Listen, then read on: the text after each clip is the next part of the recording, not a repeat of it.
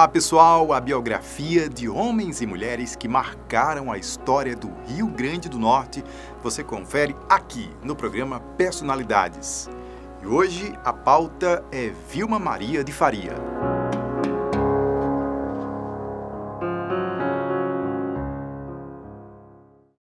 Mestre em Educação pela UFRN, Vilma de Faria foi professora do Centro de Educação do Centro de Ciências Sociais e Aplicadas da Universidade. Sobrinha neta do ex-governador Dinarte Marins, ela entrou para a vida pública como primeira-dama do Estado em 1979.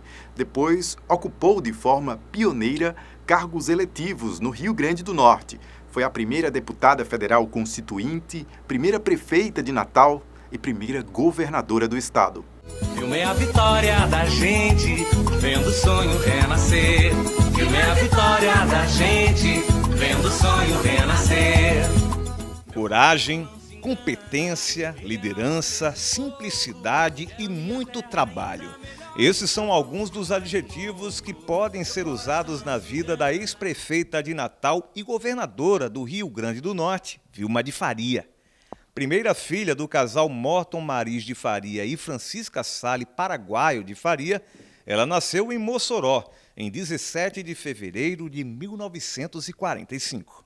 Nasceu na cidade de Mossoró, porque minha bisavó morava lá e minha avó queria ter assistência. Foi a primeira filha, de 7 filhos que minha avó teve.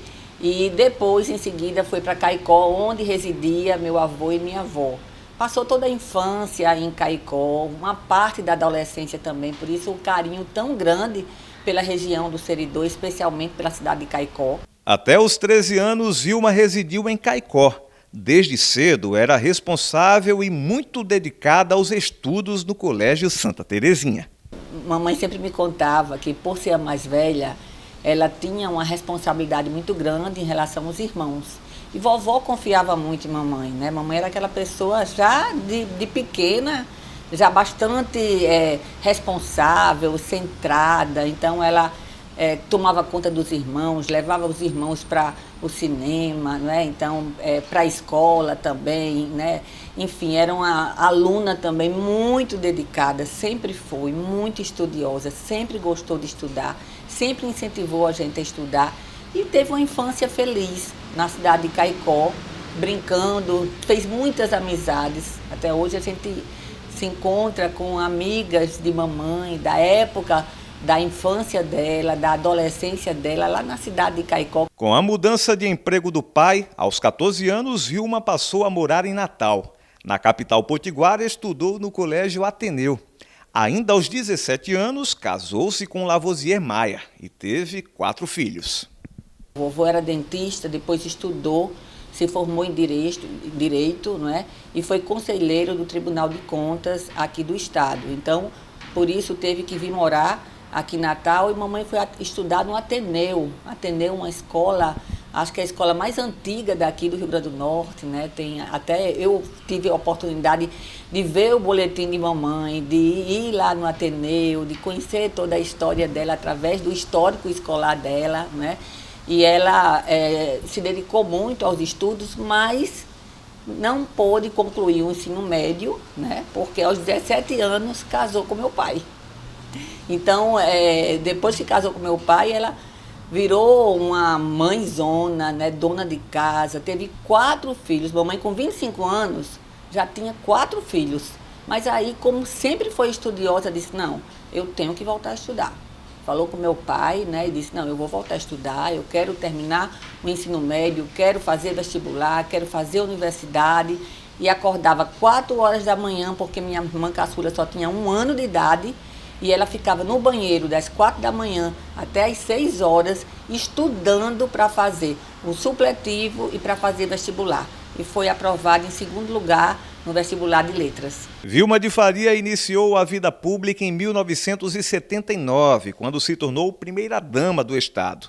Durante o governo do marido Lavoisier Maia, coordenou o Programa Nacional do Voluntariado, presidiu a APAI e fundou o MEIOS, Movimento de Integração e Orientação Social. Foi uma primeira-dama diferenciada, porque ela não foi aquela esposa, aquela mulher que ficava só fazendo ações assistenciais, assim, em datas comemorativas. Não, ela resolveu fundar uma instituição que pudesse dar uma complementação à ação de assistência social ao governo do Estado. E foi ela que fundou o Meios, que passou aí dezenas e dezenas de anos, né?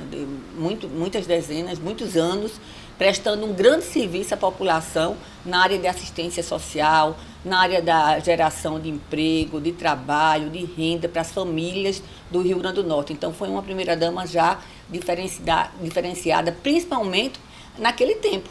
Porque naquele tempo, as primeiras-damas só faziam acompanhar o marido e algumas ações assistenciais em datas comemorativas. Ela fez um trabalho sistemático de apoio à infância, à adolescência e às comunidades mais vulneráveis de Natal e do Rio Grande do Norte. O governo Lavoisier, ela começou enfrentando, comandando, liderando ações emergenciais de alto relevo. Por exemplo, houve em 1981, ela é uma jovem primeira-dama, houve o rompimento do açude de Santa Cruz, da barragem de Santa Cruz do Inharé, que deixou o Rio Grande do Norte uma semana sem luz, sem acesso por estrada, destruiu estrada, matou gente, isolou Santa Cruz. Quem fez toda a assistência às pessoas, indo de helicóptero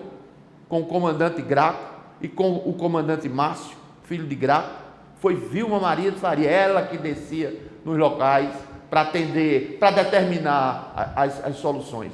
Em 1983, assumiu a Secretaria de Trabalho e Bem-Estar Social, durante o primeiro governo de José Agripino Maia. Vilma, quando era secretária de Estado, ela já inovava nas ações em favor das mulheres, em favor das crianças, entendeu? Ela tinha essa postura, essa visão do social muito aguçada. Então, dali para a política foi um passo. Ela tinha uma capacidade de se expressar com as pessoas muito forte, muito contagiante. Eu diria que Dona Vilma era uma sedutora por natureza, porque as pessoas mais humildes, ela parecia que tinha um imã. Ela tinha um imã que atraía essas pessoas. Essas pessoas vinham até ela. Ela vinha dessas pessoas. Não existia, Dona Vilma não tinha, por exemplo, aquela figura do intermediário, do líder de bairro, do líder de cidade, do prefeito.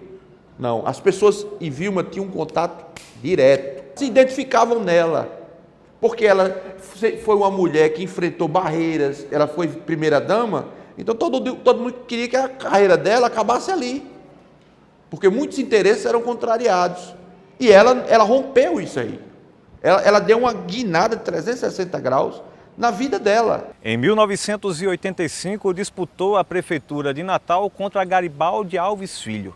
Apesar de não ter vencido, teve votação expressiva, tanto que no ano seguinte se candidatou e foi eleita deputada federal constituinte. Nesse ano, ainda Vilma Maia, né, porque ela era esposa de Lavoisier Maia, ela foi eleita com a votação das maiores do Brasil. Teve mais de 143 mil votos no estado do Rio Grande do Norte. Então, isso demonstrava essa ação dela de bastidores e a importância dessa atuação junto ao eleitorado. Ela é deputada federal constituinte em Brasília. Ela passou a votar, embora sendo do PDS, um partido de direita, ela passou a votar de acordo. Aí ela criou uma amizade muito forte com Lula. Lula foi deputado federal constituinte. Então, ela votava com a esquerda. Ela sempre votou com a esquerda. Tanto que Dona Vilma foi nota 10 como deputada federal constituinte. Nota essa dada pelo DIASP, Departamento Intersindical de Apoio Parlamentar, de Assuntos Parlamentares. Vilma foi nota 10. E aí o senador Jarbas Passarinho, que foi ministro na ditadura, que foi um dos homens fortes da ditadura militar, e era senador na época, chegou para Lavoisier numa reunião do PDS, que só ela disse que votaria contra um projeto que prejudicava determinada categoria de trabalhadores. Já Passarinho fez uma grosseria. Disse, lá você não manda na sua mulher, não? Ela disse, ninguém manda em mim. Ninguém manda em mim. Se o senhor quer saber, ninguém manda em mim.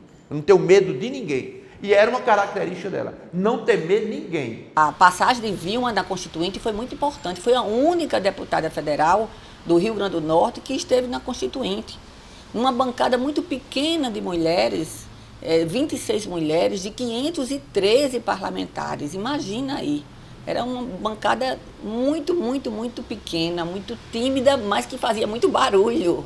Tímida, que eu quero dizer, em relação à participação, que era muito pequena em relação ao número absoluto de parlamentares. Mas uma bancada que fez história, ela já foi inclusive homenageada pelo Senado, foi homenageada pela Câmara também, né, porque todas as mulheres constituintes foram homenageadas e Vilma teve uma atuação muito destacada, teve inclusive a nota 10, a nota máxima dada pelo DIAP, que é um órgão que avalia o desempenho dos parlamentares. E por que ela teve essa nota 10? Porque em todas as matérias, Vilma votou a favor do povo brasileiro, Vilma votou a favor do cidadão, Vilma votou a favor das minorias, né? Ditas minorias, porque era aquela população mais vulnerável, que era excluída do processo de desenvolvimento econômico e social. Então, votou a favor das mulheres, das crianças, dos adolescentes, dos jovens, dos idosos, das pessoas com deficiência e dos trabalhadores de um modo geral. Depois da atuação marcante na Câmara Federal como deputada constituinte, Vilma entrou para o Executivo. Foi eleita a primeira prefeita de Natal. Em 1988, em disputa acirrada contra Henrique Alves, Vilma foi eleita pela primeira vez prefeita de Natal. Primeira mulher a liderar o executivo da capital potiguar. Uma eleição, né, bastante importante na carreira de Vilma, porque ela passa a ter uma relação com Natal muito significativa. Foi a sua base eleitoral, mesmo sendo ela moçoroense, tendo raízes no Seridó, mas Natal foi a grande base eleitoral dela. Em 88 ela se elege prefeita. Quando ela foi prefeita de Natal, ela resolveu fazer um mestrado. Imagina aí, mamãe já era super, hiper dedicada como prefeita, cuidava de Natal como se estivesse cuidando da sua própria casa, com muito carinho, com muito zelo, com muito cuidado. Mas mesmo assim ela reservou um tempinho para estudar, fez mestrado em educação, defendeu a sua tese, tirou a nota máxima, né? E continuou, então, a sua carreira. Ela ouvia as comunidades. Vilma tinha a capacidade de chamar, chegava num bairro, os bairros faziam os seus reclames e ela, uma vez por semana, normalmente era na quinta-feira, reunia os secretários e eles levavam as pautas prioritárias de cada bairro e ela ia executar a pedido da população. Isso era uma coisa, foi um marco muito importante. Depois Vilma, na prefeitura de Natal, construiu o Machadinho, né? Vilma fez muita coisa e terminou quando começou o governo, quando ela passou a ser governadora, aí ela teve uma visão maior ainda. Mas Vilma, como prefeita, ela encarava cada rua, ela encarava cada lugar, ela buscava os problemas para trazer e tentar resolver da melhor forma. Ela foi pioneira em vários, né? Na titularidade das casas populares para a mulher, várias coisas, nos fóruns que ela fazia, na cultura que ela incentivou muito, muito, muito. A gente fazia um trabalho muito intenso, naquela época tinha clube de mães, e ela propagou os clubes de mães aqui em Natal, então era um trabalho muito bonito com as mães. Lembro demais dessa época, com as mães, com a criança, ela criou, porque agora eu não me lembro, vários programas para crianças, para mães, para jovens. Era essa faixa que ela trabalhava. Durante o mandato, após se separar de Lavoisier, Vilma retirou Maia do sobrenome. Vilma, nessa época, já era Vilma de Faria, não era mais Vilma Maia, né? Ela fez questão, após se separar do ex-governador Lavoisier, adotar o seu nome de solteira, Vilma de Faria. E esse é um dado interessante que mostra também essa tentativa, essa busca de Vilma de tentar essa independência, de buscar esse caminho próprio na sua carreira. A separação de mamãe e papai foi ali no ano de 91, aproximadamente, né? Claro que não foi fácil, nenhuma separação é fácil, ainda mais depois de 27 anos juntos, né? Não foi fácil para ela, não foi fácil para ele, mas ela tinha todo o direito de refazer a vida dela, né? A gente deu todo o apoio a ela, como também demos todo o apoio ao nosso pai, né?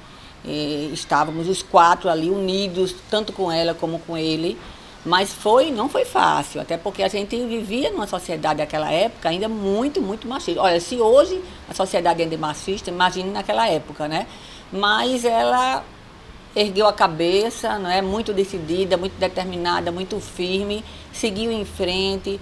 O resultado assim, que teve impacto foi na parte política, porque eles não queriam logo de início conviver politicamente. Por isso ela saiu do PDT e depois ficou sem partido, depois teve o convite para ela ir para o PSB. Então, meu pai ficou no PDT e ela foi para o PSB. Após os 4 anos, Vilma não pôde se reeleger, pois na época a legislação não permitia 2 mandatos seguidos.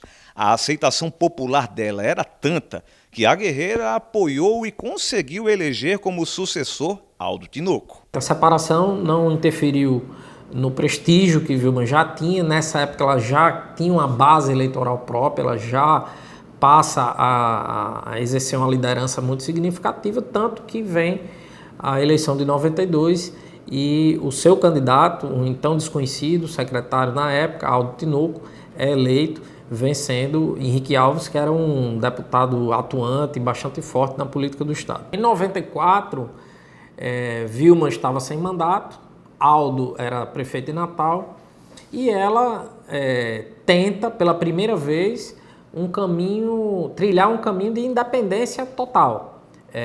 Lembrando, o período na década de 90, 80 e até mais atrás em 70 era de muita polarização entre 2 grupos, principalmente Alves e Maia. Em 94 ela se candidata contra todos, mas não consegue uma votação expressiva, fica apenas em 4º lugar naquela eleição, que foi vencida por Garibaldi Alves em 94. Era uma candidatura muito fora do eixo, imagino eu.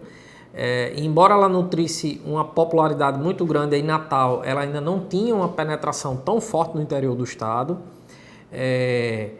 O momento político nacional favorecia, era mais favorável, digamos assim, às candidaturas mais fortes, e aí Garibaldi foi eleito nessa época. Um dado interessante também é que a eleição foi vencida por Garibaldi e Vilma disputou a eleição com o seu ex-marido, Lavoisier Maia. Em 1996, rompida com Aldo Tinoco e contando com o apoio de José Agripino Maia, Vilma foi eleita pela 2ª vez prefeita de Natal. Ela foi eleita o 2º mandato de prefeita já foi pelo PSB. Em 97 ela assumiu e disputou, teve 2º turno, ela venceu e voltou para a prefeitura de Natal. E passou mais 2 mandatos na prefeitura, porque podia reeleição, né, depois, à época. E por isso ela teve 3 mandatos como prefeita de Natal. Teve também o mandato de Aldo, que só existiu por conta da força política dela, né? E depois ainda teve o mandato de Carlos Eduardo, que também só aconteceu por conta da força política dela. Ela foi uma grande política, gestora e eleitora também de Natal. Interessante que o seu candidato eleito em 92 teve uma gestão bastante atribulada, desgastada. Eles romperam no decorrer da gestão e Aldo não fez uma gestão que tenha sido muito aprovada. Então ele saiu com bastante desaprovação, mas Vilma, mais uma vez com bastante habilidade, conseguiu aí nesse caso se desvincular da figura de Aldo, sendo candidata e vencendo as eleições de 96, recuperando, digamos assim, o seu prestígio junto ao eleitorado natalense, que vinha, né, um pouco insatisfeito com o candidato que ela tinha ajudado a eleger, Aldo Tinoco. Então, em 96 ela se elege prefeita. Foi uma eleição de 2º turno. A disputa foi a primeira vez que a atual governadora Fátima Bezerra disputou a prefeitura de Natal, e a disputa foi entre as duas no 2º turno com Vilma saindo vitoriosa. Em 98 foi aprovada a emenda da reeleição, permitindo que governadores e prefeitos disputassem a reeleição. E em 2000, Vilma era prefeita de Natal e vai naturalmente concorrer à reeleição. O dado interessante dessa eleição é que há um acordo, um ajuntamento em 2000 com os Alves, que foram adversários durante muito tempo de Vilma. Então, o PMDB da época indica Carlos Eduardo Alves para ser vice-prefeito de Vilma, e Vilma ganha a eleição com razoável facilidade até no primeiro turno, tendo Carlos Eduardo como vice e o PMDB como aliado. Em relação aos servidores, né, aos seus assessores, ela era muito cobrona, né? Ela, inclusive, eu era presidente da Urbana, eu estava presidente da Urbana, e ela saía no domingo dirigindo, ela queria sair no domingo dirigindo, e ela ligava: Cláudio, na rua tal, na rua Guanabara, na rua, lá aqui em Mãe Luísa tem lixo, tem aquilo, você passa para limpar, que amanhã de manhã eu passo de novo. Quer dizer, ela cobrava in loco, ela participava diretamente das ações. Chegava Damião, pediu: Damião, aqui na rua da Quaresma tem um presidente Quaresma, tem um buraco, você manda tapar isso amanhã, isso não pode acontecer. E aí foi acontecendo, né? Dona Vilma fez o Recriança, fez o projeto Crescer. Dona Vilma fez unidade de saúde. Dona Vilma fez pavimentação de toda a Zona Norte. Só para dizer isso fora 200 obras, se fosse. Vilma fez mais de 1000 obras em Natal. Então, Vilma, falasse mal de Vilma em Natal, apanhava. Então, ela foi a maior liderança política em Natal, eu acho. Eu não vejo ninguém maior do que Vilma em Natal. Até Djalma Maranhão, que é um mito, é uma lenda. Em respeito a ele, eu coloco ele fora de disputas, fora de rankings. Djalma Maranhão. Mas Vilma foi a melhor prefeita de Natal. Tanto é que era de lugar. Por que você vota em Vilma? Porque ela foi a melhor prefeita de Natal. Aí o slogan: a melhor prefeita vai ser a melhor governadora. E Vilma trabalha. Ali aquela área da praia, a área das Rocas, a área da Cidade de Esperança, tudo ali foi novo em folha com ela. A primeira gestão de Vilma já deixou marcas na população e na memória das pessoas, além de toda a aprovação que fez ela ser prefeita mais uma vez, depois governadora do estado. No ano 2000, Vilma foi reeleita como prefeita de Natal. 2 anos após a vitória, renunciou ao cargo para disputar o governo do estado, sendo eleita com 820.541 votos. De manhã cedo ela foi caminhar comigo, e Alexandre Macedo, e treinando para dizer a Carlos Eduardo, que era o vice, que não ia deixar a prefeitura. 5 horas da manhã fomos para Afonso Pena, eu acho que foi Rodrigues Alves, caminhamos para lá, para cá. Eu vou dizer, porque ele estava na expectativa, mas a gente não tem condição, o partido não tem condição de crescer. E aí ela, quando deu 2h30 da tarde, ela me ligou, eu estava na Urbana, ela disse: Cláudio, eu vou lhe exonerar. Eu disse: eu exonerado? Por quê? Porque eu vou tomar uma decisão agora, 3h30, eu preciso que você se exonere, que eu tenho uma missão para você. Quando eu chego na prefeitura às 3h30, vai todo mundo para a prefeitura. Quando eu chego na prefeitura às 3h30, ela toma a decisão de renunciar, me exonera da Urbana para eu cumprir a missão de ser candidato pelo partido, né, a deputada estadual, e ela renuncia, vislumbrando a possibilidade de ser governador. Ela rompe com a família Alves. Em 2002, Garibaldi é governador, renuncia para ser candidato ao Senado, assume Fernando Freire. Vilma era prefeita de Natal, renuncia para ser candidata ao governo, num ato de coragem, porque ela tinha um mandato ainda tinha 2 anos pela frente, para disputar contra Fernando Freire. Assume Carlos Eduardo Alves, que rompe com a família e vai para o partido de Vilma, isso é importante também dizer. E uma outra candidatura muito forte que existia na época ao governo, do então senador Fernando Bezerra. Então nós tínhamos 3 candidaturas muito fortes disputando o governo. Vilma trilhando um caminho de independência que ela buscou durante muito tempo. Fernando Freire com apoio dos Alves e Fernando Bezerra com apoio da família Maia. Então é interessante esse dado porque ela vai ao segundo turno contra Fernando Freire e vence as eleições em 2002, né? Um dado que na época ficou muito forte nas campanhas, a coisa do se fortaleceu a imagem de guerreira, porque naquela eleição ela meio que venceu contra tudo e contra todos, e foi aquela eleição que inclusive ela citou em Palanque, que era contra os caciques da política, né? Que meio que terminaram vindo apoiá-la. Depois, no próprio segundo turno, os Maia apoiaram, a família Maia apoiou Vilma, e ela vence as eleições, mas dessa vez sendo apoiada e não mais buscando o apoio. Ela não tinha estrutura, especialmente quando renunciou à prefeitura, ela não tinha estrutura nenhuma para ser candidata a governadora. Os seus amigos, os seus assessores, todos eram contra, até porque eles saíram com medo de perder os empregos na prefeitura, mas ela não quis saber, ela foi para a luta, ela enfrentou uma campanha da qual eu participei. Era uma campanha em que muitas vezes se cotizava para ter o dinheiro da gasolina para ir para o interior. Nos 167 municípios, Dona Vilma tinha apenas Carlos Eduardo como prefeito. Uma banda, a maior banda era de Fernando Freire e Fernando Bezerra tinha outra. E Vilma tinha um prefeito. Começou quando saiu a primeira pesquisa, e isso indo aos municípios, sendo repelida nos municípios. Ela ia aos municípios e procurava, por exemplo, aquela liderança que estava sem ninguém. O cara que foi terceiro lugar para prefeito, um ex-prefeito, um grupo de vereadores ou um grupo de lideranças, era esse o perfil do apoiador de Vilma no primeiro turno. Sob o ponto de vista estratégico, Dona Vilma entendeu e captou. Olha, tem ali a FEMURNE, eu sou prefeita de Natal, eu tenho uma estrutura. Foi o que Carlos Eduardo errou, de não ter sido presidente da FEMURNE. Ela foi e candidatou, nem precisou ser candidata, ela foi por aclamação presidente da FEMURNE.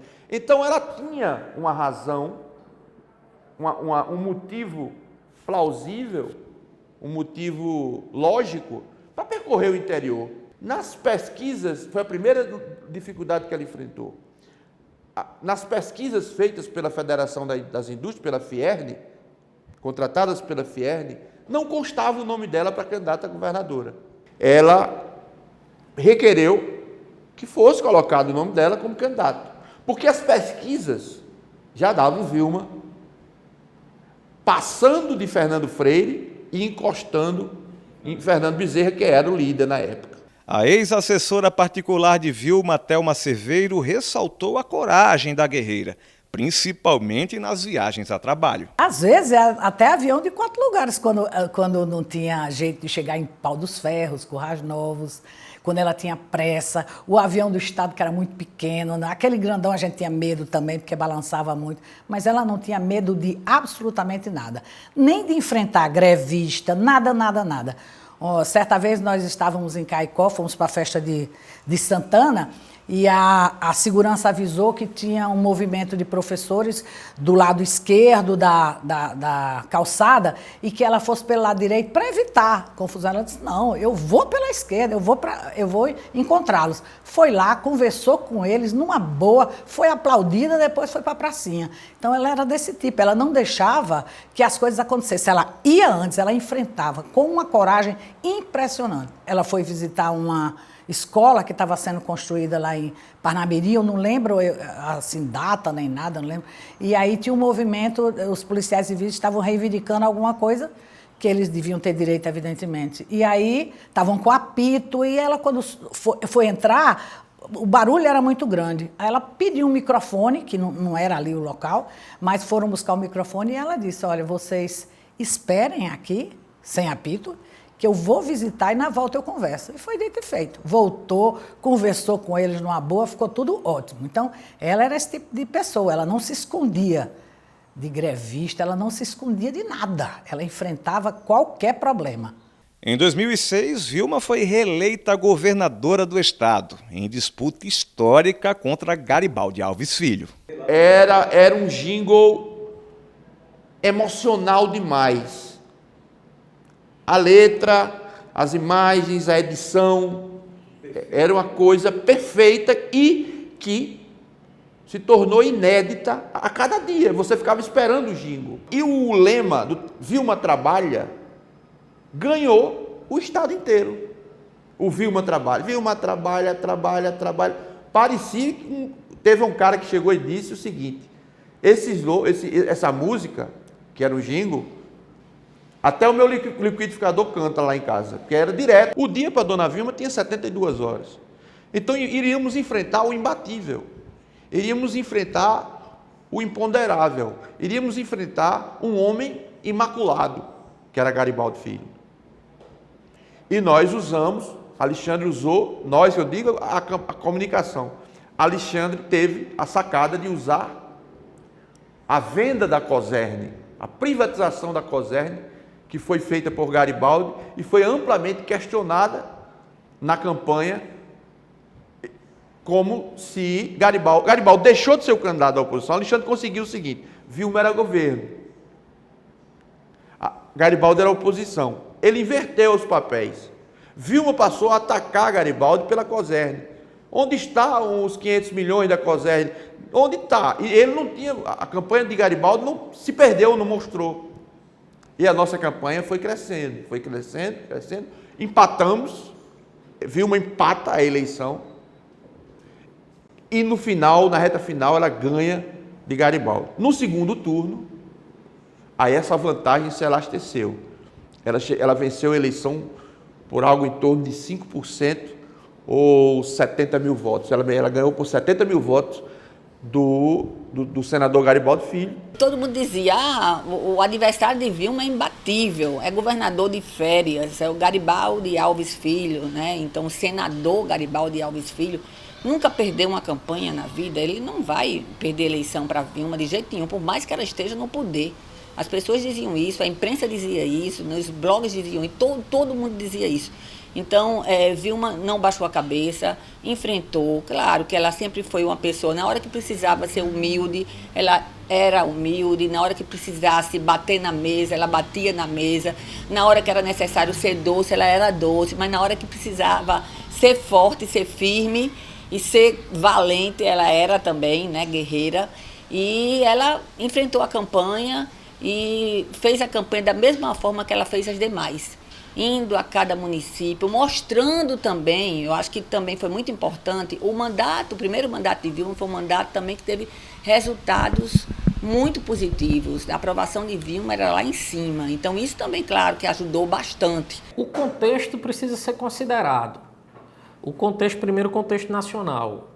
No campo nacional nós tínhamos o presidente Lula, que o PT inclusive veio a fazer parte da base do governo Vilma. Então Vilma era do PSB, então era um governo alinhado com o governo federal.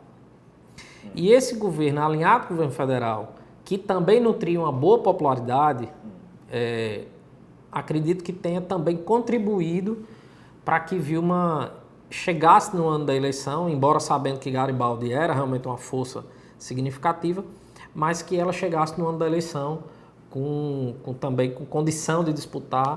E, de fato, é o que tornou acontecendo e ela vence as eleições. O contexto nacional influenciou, mas o contexto local também influenciou. E aí, uma característica da ex-governadora Vilma, na adversidade, ela se fortalecia bastante. Então, acho que, inclusive, a sua campanha foi muito eficiente nisso, em 2002, dizendo que ela derrotaria os caciques, como de fato aconteceu. E em 2006, de certa forma, havendo uma certa, talvez até algum caráter de discriminação, ou de acreditar que ela não pudesse vencer aquelas eleições contra Garibaldi, que era de fato um político muito forte, e ela na adversidade tinha uma capacidade de se fortalecer. Intervalo, daqui a pouco a gente continua contando a história da ex-governadora do estado, Vilma Maria de Faria.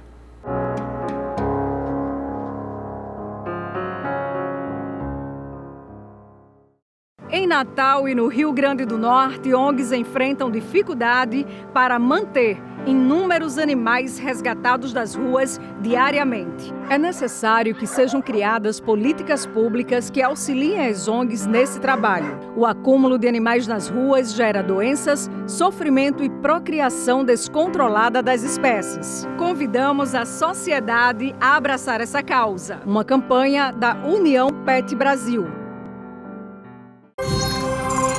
Câmara Educa. Se liga aí nessa informação. O transtorno do espectro autista é uma alteração no desenvolvimento do cérebro, que se manifesta nos primeiros anos de vida. Quanto mais cedo o diagnóstico e o começo das terapias comportamentais, maior a qualidade de vida da criança e sua família. Diga não ao preconceito. Com amor e respeito, todas as peças se encaixam. Câmara Educa. É a Câmara Municipal de Natal, trazendo informação para você.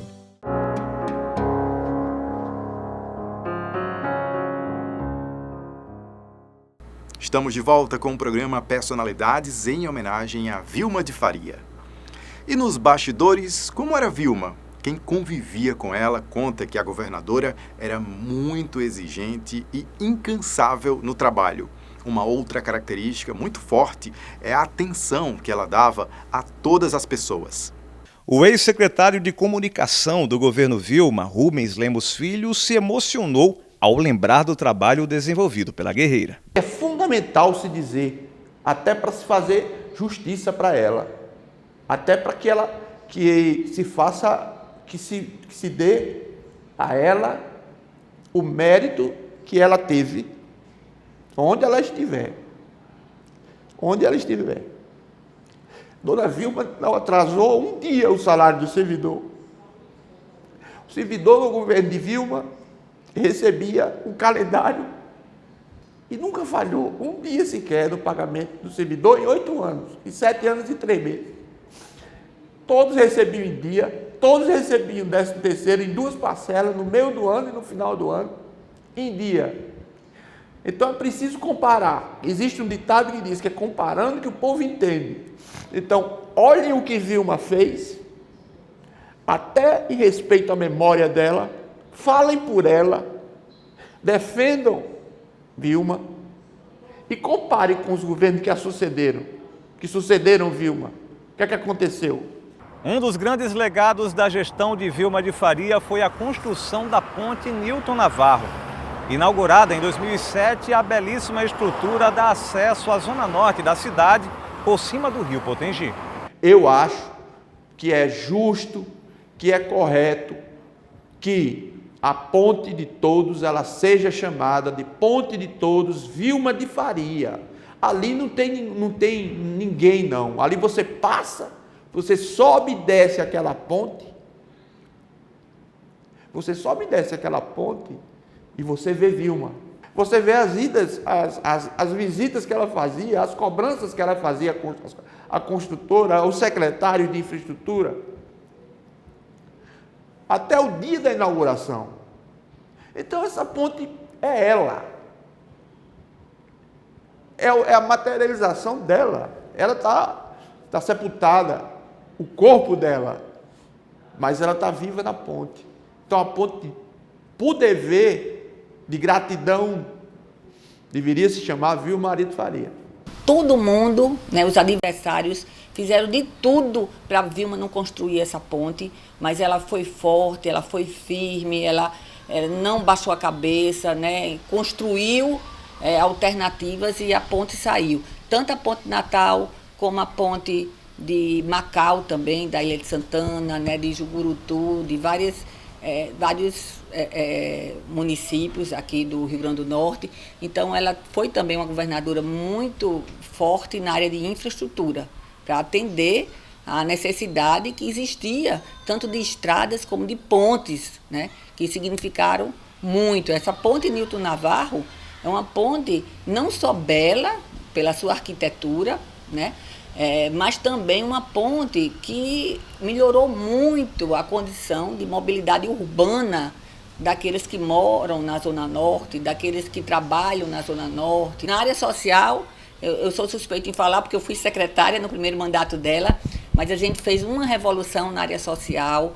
A gente implantou programas como Jovem Empreendedor, Programa Primeira Chance, Aprendiz Cidadão, Programa do Primeiro Emprego, programas de qualificação profissional, programas que mudaram a vida de milhares e milhares de jovens aqui no Rio Grande do Norte. A gente fez também programas de assistência à criança, ao adolescente, ao jovem, às mulheres, aos idosos. O programa de habitação estava também na Secretaria, de adutoras também, teve marca de qualidade, de oferecer qualidade de vida ao homem, à mulher, à família que estava no campo. Ela fez um grande trabalho de fortalecimento da zona rural dos municípios do Rio Grande do Norte, implantou o Programa de Desenvolvimento Solidário, que era um programa de combate à pobreza rural, implantamos vários projetos nos municípios, lembrado até hoje. Também na área de habitação, acho que foi o último governo que investiu tanto em habitação, foi o governo de Vilma, né? Milhares de casas foram construídas no governo dela, e na área da infraestrutura também, governadora das estradas. A ex-assessora parlamentar e secretária particular Isabel Medeiros disse que Vilma não media esforços para atender às demandas da população. Quando ela sabia que tinha uma pessoa com um problema, se ela não pudesse ir até aquela pessoa, ela mandava um dos assessores ir lá para saber como era aquela pessoa estava. Ela era um ser humano ímpar. Eu me lembro que na garagem, a garagem privativa, era cercada por seguranças, né? Ali no centro administrativo, na governadoria. Então, muitas vezes, acontecia de alguma pessoa burlar aquela segurança e chegar perto do carro, na porta do carro, quando ela estava saindo, abordar na saída. Então, o segurança tentava tirar, ela não deixava. Não, agora eu vou atender. E atendia. Dificilmente uma pessoa não era atendida de alguma reivindicação. Se estivesse dentro da legalidade, dentro do âmbito do Estado, ela atendia. Todas. Chegasse, bilhetes, todos a gente recebia. Chegava, fazia aquela triagem daquilo que era possível ser atendido e encaminhava para os secretários. Muita gente ela atendeu assim. Cláudio Porpino, ex-secretário e líder do governo Vilma na Assembleia Legislativa, destacou o poder de articulação da guerreira. Vilma podia até ter a opinião dela, mas ela tinha a capacidade de ouvir, inclusive o que ela não queria. Ela gostava muito, quando eu fui líder do governo, eu disse, Vilma, não sou só seu líder, eu sou seu líder, mas eu sou seu amigo e eu tenho o direito de discordar. No dia que ela me convidou para ser presidente da Urbana, eu disse a ela, governadora, eu vou, prefeita, eu vou, mas eu só vou se eu tiver o direito de dizer o que é que eu acho e o que eu não acho. Então ela gosta disso, ela concorda com isso e a gente participou dessa forma. Ela era uma espécie de secretária de todas as áreas. Ela não é que ela fosse centralizadora, ela era líder. Era uma líder. Um líder faz isso. A Luísio Alves fazia isso. Dona Vilma, apesar de ser neta de Dinarte, politicamente era parecidíssima com a Luísio. Porque ela comandava, ela não delegava a ninguém. Ela comandava em outra coisa. Uma ordem, uma determinação de Dona Vilma, uma diretriz de Dona Vilma, ai de quem descumprisse. Ai de quem descumprisse. Isso no auge dela, quando ela realmente... Eu coloco a grande liderança de Dona Vilma, eu não coloco de 88 para cá, porque houve a candidatura dela para governador em 94, um erro estratégico, um erro terrível dela, que ela ficou em 4º lugar, e Garibaldi venceu no primeiro turno. Mas tirando isso aí, a partir de 96 até 2010, quem dava as cartas, quem comandava, quem fazia gol, quem dizia o que era política do Rio Grande do Norte, era Vilma Maria de Faria. De 96 a 2010, ela casou e batizou. Ela mandou e desmandou na política do Rio Grande do Norte. Ao final de março de 2010, Vilma renunciou ao governo do Rio Grande do Norte para concorrer ao cargo de senadora. Ela renuncia em 2010 para ser candidata ao Senado, certo? E perde a eleição na época para o seu, talvez aquele que tenha sido um adversário mais contundente dela, que foi Garibaldi Alves. Garibaldi dessa vez ganha dela para o Senado. E era aquela eleição de 2 vagas. Então o segundo O segundo eleito foi Zé Agripino. Então, Garibaldi e Zé Agripino são eleitos ao Senado e ela fica em terceiro lugar na disputa para o Senado, sendo governadora e perdendo a eleição. Eu acho que o que aconteceu em 2008, o abalo da sua popularidade, as operações e tal, claro que há um desgaste, a imprensa falando nisso o tempo todo, o filho preso, isso afeta.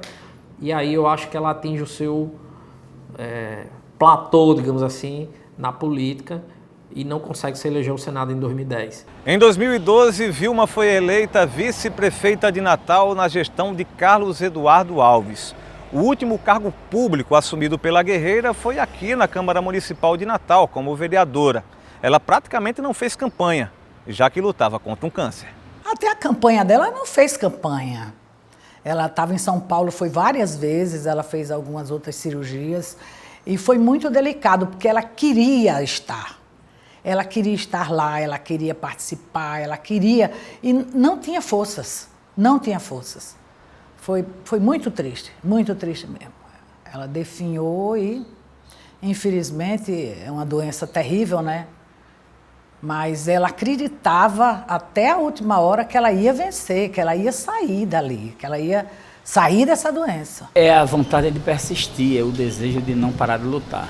Vilma tinha uma frase, e eu guardo essa frase comigo pro resto da vida.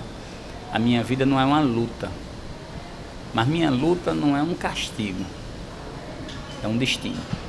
E ela lutou muito pelo povo do Rio Grande do Norte. Em dezembro, quando ela fez a cirurgia, eu passei 10 dias lá em São Paulo. Quando eu cheguei, ela queria saber de tudo, ela queria me perguntando, você está tão calada, me diga as novidades. Eu ainda passei 10 dias com ela lá em São Paulo. Aí quando ela voltou em janeiro, foi quando ela voltou em janeiro e ficou fazendo a quimioterapia e voltou para São Paulo para fazer o PET scan, né?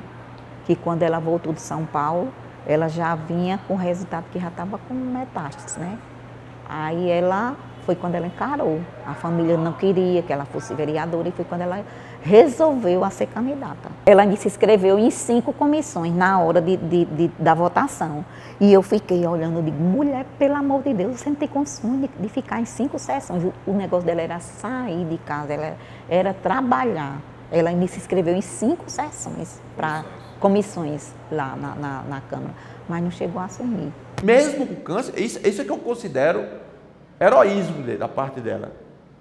Heroísmo. Por um partido pequenininho, que era o PTdoB, tomaram-lhe o PSB, ela foi para o PTdoB, precisava de uma quantidade de votos excessiva para se eleger, e se elegeu com poucos votos, mas se elegeu. Eu acho que ela dignificou a Câmara Municipal, a presença dela, mesmo adoentada, mesmo teimosa, que ela era outra característica, era uma mulher teimosa no que queria fazer, no objetivo que queria alcançar. Ela encerrou, primeiro foi vice-prefeita, né, de Carlos Eduardo, e aí ela foi candidata a vereadora. Ela foi candidata a vereadora para dizer ao povo o seguinte: eu não tenho ambição em ser a mais importante no cenário político, mas eu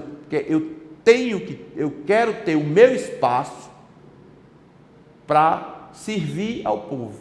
Dona Vilma nunca se serviu do povo, Dona Vilma serviu ao povo. A vida de mamãe foi resumida, né? Se pudesse resumir a uma palavra, né? Trabalho, amor, né? Essas 2 palavras, trabalho e amor, porque ela fazia o que gostava, ela fazia com amor e ela se dedicava com todo esse amor, com todo esse carinho em qualquer função que ela exercesse. E não tinha essa coisa, porque foi governadora, não pode ser vereadora. Ela não se importava com isso, ela queria continuar trabalhando, ela queria continuar servindo, ela queria continuar ajudando as pessoas. Ela tinha planos, inclusive, no mandato de vereadora, infelizmente foi interrompido logo no começo, né? Ela fez a campanha doente, com câncer, com metástase para o fígado. A gente soube disso em plena campanha, em agosto. Ela praticamente não fez campanha presencial, a campanha dela foi toda virtual e fazendo quimioterapia. Não foi fácil. Ela foi eleita, começou a também estar fazendo parte do processo de eleição da mesa diretora da Câmara, tomou posse, mas infelizmente não conseguiu exercer o mandato como ela gostaria, porque acabou o tempo dela aqui, né? Tudo é no tempo de Deus, ela cumpriu a missão dela, e aí a gente às vezes fica perguntando, mas por que se ela tinha tanta energia? Porque não parecia que ela tinha 71 anos ou 72 anos, parecia que ela tinha 40 anos, que estava começando a vida dela, de tanta energia, de tanta força, de tanta vontade de viver, de trabalhar e de ajudar. Vilma faleceu em 15 de junho de 2017, aos 72 anos. O legado deixado pela guerreira ficará para sempre na memória do povo potiguar. O que eu mais aprendi com Vilma foi confiar desconfiando, que era um traço dela. Dona Vilma, ela não abria guarda para ninguém, pelo sofrimento que ela já tinha somado na vida. Outra coisa que ela me ensinou foi não desistir. Jamais desistir. Ela não desistia, ela persistia. Sem dúvida é uma personalidade muito importante da política do Rio Grande do Norte, especialmente da história recente, pelo que fez, pelos cargos que ocupou, pelas posições, pelas disputas, pelas vitórias, pelas derrotas, mas principalmente pela história e pelo legado de mulher altiva, de mulher firme e de mulher guerreira, que foi um apelido, né, que deram a Vilma num momento importante da sua carreira, que de fato ficou, e que bom que hoje a gente lembre de Vilma de Faria com esse atributo, o atributo de força, que era o atributo da guerreira. Toda a minha experiência, tudo que eu tenho até hoje, eu agradeço a ela, porque eu aprendi muito com ela. E sou forte e guerreira igual a ela. Sou seridoense e eu acredito que ela puxou as raízes do seridoense, que a família dela é do Seridó. Apesar dela ter nascido em Mossoró, mas ela se criou em Caicó, né? Eu acredito que eu aprendi muito com ela. Só tenho que agradecer. Não é à toa que era ela intitulada Guerreira do Povo. Ela, na verdade, surgiu assim e Vilma buscava nas pessoas mais humildes uma fortaleza. Às vezes ela amanhecia mole, amanhecia meia febril, mas aí ela estava no meio do povo e dizia, tá boazinha, porque ela ficava boazinha, né? Tinha uma assessora dela que me dizia, um fato de namorar mesmo, me dizia, Cláudio, Dona Vilma tá com manha na hora do café, porque agora ela já tá boazinha. No sol, no meio do povo, não tá nem mais gripada. Era uma pessoa muito respeitada, porque ela respeitava muito também. Vilma era uma pessoa séria. Eu nunca ouvi Vilma dizer um palavrão. Ela era de gestos elegantes, simples, mas muito séria. E as pessoas respeitavam isso. Então, eu acho que nunca vi Vilma batendo boca com ninguém. De gestos espalhafatosos, ela não tinha isso. Era elegante nos gestos, na maneira de falar, na maneira de comer, tudo dela era assim. Era uma pessoa bem diferenciada. E eu sonho muito em que o Rio Grande do Norte tenha um memorial presencial da história de Vilma, que é uma história riquíssima, belíssima. A gente tem uma parte do acervo, que se por acaso isso acontecer, a gente vai doar esse acervo para esse memorial permanente, que podia ser não só de Vilma, mas até dos ex-governadores do Rio Grande do Norte, que afinal de contas, a história de Vilma é a história de Natal e é a história do Rio Grande do Norte. O programa Personalidades fica por aqui. Acompanhe a programação da TV Câmara Natal. Temos muitos conteúdos para você. E a gente encerra com um clipe com imagens de Vilma de Faria e um dos jingles, que são as músicas de campanha da ex-governadora. Explode cada um de nós, ninguém pode calar.